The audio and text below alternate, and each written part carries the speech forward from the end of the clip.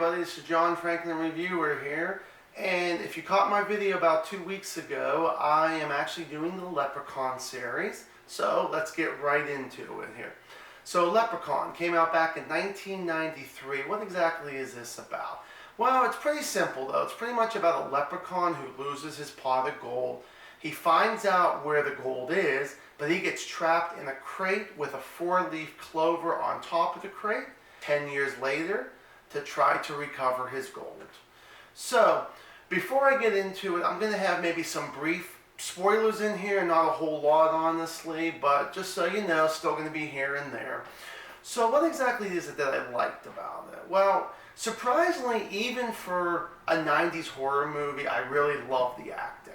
Really was enjoyable, believed most of the people, which was good, including someone who finally became famous a few years later, Jennifer Aniston, for the show Friends. But the thing that makes me laugh about her character is when I first saw this movie years ago, I thought she was someone that was not even going to make it, honestly. I didn't think she was going to be the final girl, which technically she's almost the only female of the cast in there. But because what makes me laugh about it is from the very beginning to about the halfway mark, she's the bitch character. And the thing is, from the halfway point towards the end is when she starts becoming the hero, starts actually believing people, like Ozzy, that there actually is a leprechaun sighting going on looking for his pot of gold. Warwick Davis plays Leprechaun, and you'll probably hear me say this a lot in this one and in the sequels. He's like the best thing about it. He's one of the greatest villains I've seen. Really love him for who he is. Great actor, and just does a damn good job there. So, and like I said, other characters, side characters I really liked. And I do like the practical effects in here. I thought they were really good, really excellent, especially at that time. You were still kind of working a little bit with practical and some special effects. We'll get to that one later though. I really did like the story. I liked the script. The person who wrote the script also directed it. It was Mark Jones. I thought he brought, you know, what he brought to life from that paper onto the visuals, onto this movie, I thought was really cool, really interesting in his way there. I thought, like I mentioned about the story and the script, I thought the dialogue was really good. I thought that Leprechaun's dialogue, about 90% of the dialogue was hilarious, no matter if he was trying to or not. I just thought it was funny. There were some times, there were still some general scares after, like, what, 26 years. Now, getting to the negatives. I guess one I will get out of the way. I mentioned about the practical effects.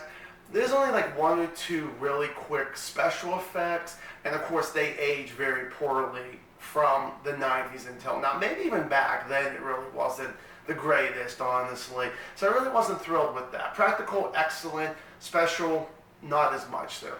Now, there's only really one actor I was really not a big fan of, and that was actually Jennifer Aniston's dad in the movie here. He never really reacted to anything. It was like he was a one-sided character and didn't really have anything good to actually say. I felt like his dialogue really, you know, was so-so.